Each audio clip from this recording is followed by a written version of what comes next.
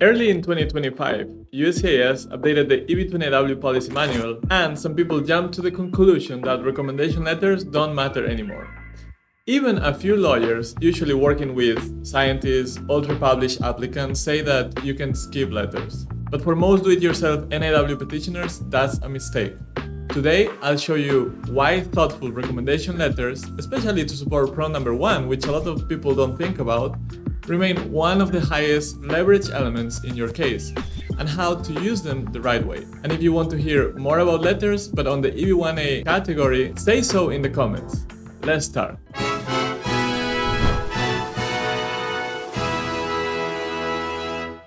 Welcome to Oscar's Green Card. I'm Oscar, I'm a scientist, not a lawyer. Here we talk about merit-based green cards like NIW. If you're new here, hit subscribe because it helps us with the algorithm.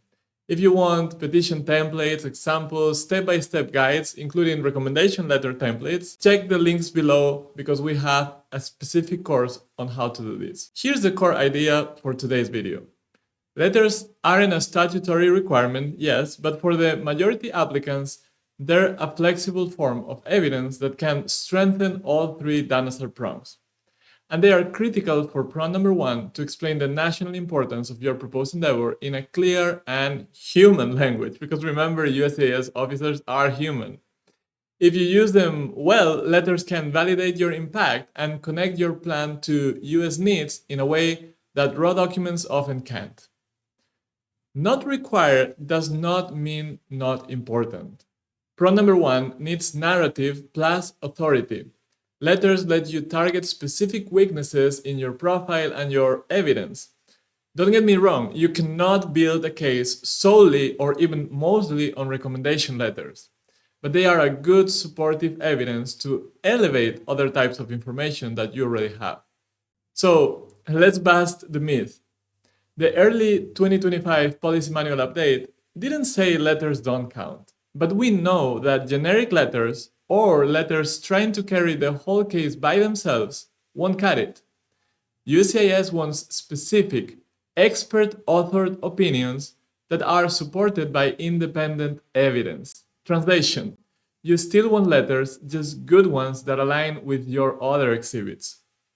Think of letters as targeted validators that can do 5 big jobs for you. First, for prong number 1, national importance, they explain why your endeavor matters to the US, who benefits, how broad the impact is, and why it is timely.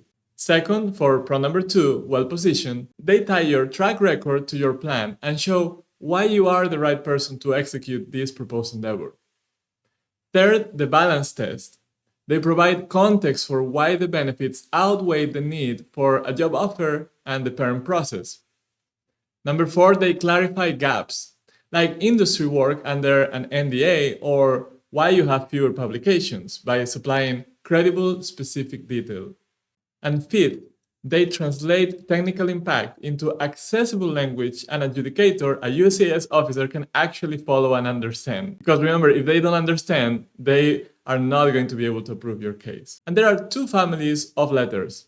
Let's start with independent letters or objective opinions from respected experts who have no prior relationship or institutional tie to you. USCIS gives these special weight, and they are prime territory for prong number 1 analysis and neutral validation of your plan's national scope. Great sources include recognized academics outside your organization, leaders at peer or competitor companies, people involved in standards, or authors who reference or build on your work. And then we have subjective letters, recommendations from advisors, managers, executives who know your work directly.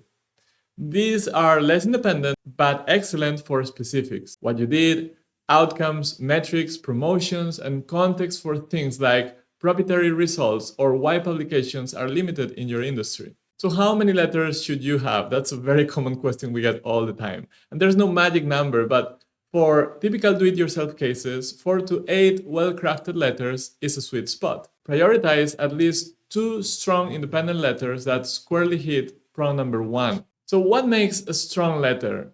It's specific, it's analytical, recent, and supported. Specific means it names projects, it quantifies outcomes, it cites where your work is used, and always answers, so what? Broader impact. It's analytical, especially for prong number 1. It means that it explains why your endeavor matters nationally, the market size, the policy alignment, public interest stakes, workforce or productivity impact, resilience, security, environmental or socioeconomic benefits. Use plain English, non-technical language that an intelligent layperson can follow. Recent and professional, because ideally they are dated within the last 12 months. That's my personal rule. On letterhead, if possible, sign, always sign, and with a short CV or bio that shows why this recommender's opinion carries weight. The USCIS officer needs to know who this person is. And finally, this letter should be supported because the letter makes a claim. It points to exhibits you include, papers, patents, pilots, independent reports, letters of interest, activity about standards, awards, grant, or media, you name it. The opinion shouldn't float in the air. It should sit on top of evidence. Let's go deeper on using letters for prong number 1, national importance, because I think this is one of the key things people miss the most based on the reviews we do on real petitions. Here's the playbook. 1. Define the national problem or need your work addresses, the size, the cost, the risk, the beneficiaries, and why it matters now. Number 2, map your endeavor to that needed, what exactly you will do in the US, and how it moves the needle in practical terms. Number 3, show breadth or ripple effects, multi-state adoption, supply chain impact, standards compliance, public health, safety implications, competitiveness, resilience, or environmental benefits. Number 4, cite touchpoints beyond you, collaborations with US entities, early customer adoption, grants, endorsements from US institutions.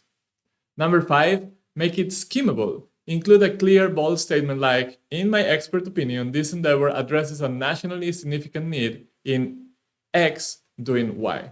If possible, ask independent recommenders who sit close to policy standards, nationwide deployment, or sector leadership to write your prong number 1 letters.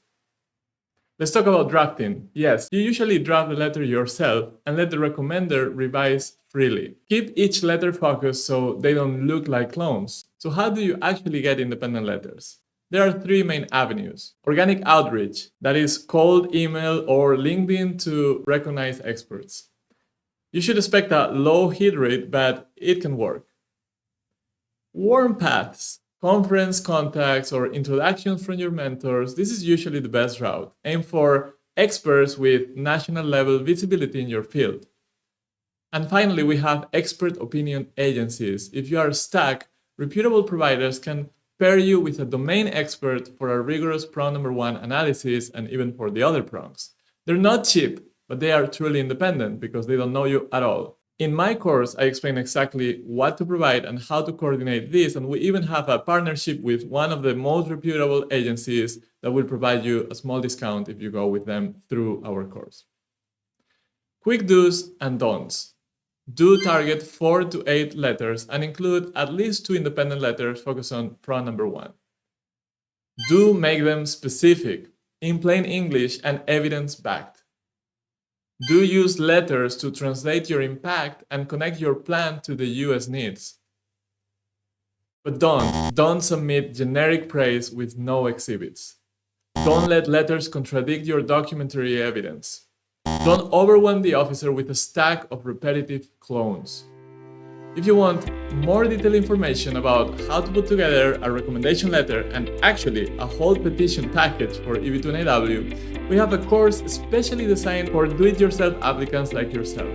Jump to USCISgreencard.com or check the links below to see if this option fits your needs. And if you are, unfortunately, dealing with an RFE, we have an even more specific course showing how to craft a compelling RFE response. What's your biggest challenge getting strong national importance letters? Tell me in the comments below. We read all of them. If this helped, like, subscribe, and share it with someone building an NIW case right now because it may help them. Thank you and see you in the next video.